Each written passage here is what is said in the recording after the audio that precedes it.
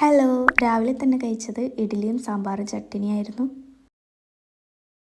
പിന്നെ ഒരു ചോക്കി കഴിച്ചു, ബിങ്കോ കഴിച്ചു, പിന്നെ ഒരു പഴവും കഴിച്ചു.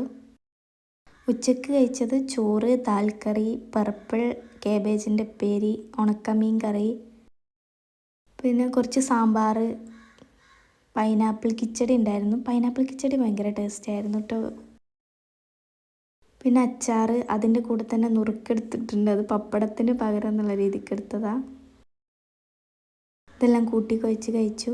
പൈനാപ്പിൾ കിച്ചടി നല്ല ടേസ്റ്റ് ഉണ്ടായിരുന്നു. എനിക്ക് ഈ എരിവിൻ്റെ കൂടെ മധുരം കഴിക്കാനൊക്കെ ഇഷ്ടമാണ്. ഞാൻ ഈ സദ്യയിലൊക്കെ ഇടയ്ക്ക് പായസം എടുത്ത് കുടിക്കും, ബാലൻസ് ചെയ്യാനുള്ള പോലെ.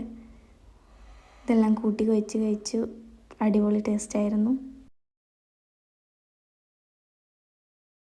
രാത്രി കഴിച്ചത് ഫ്രൈഡ് റൈസും പിന്നെ സോസുമാണ്.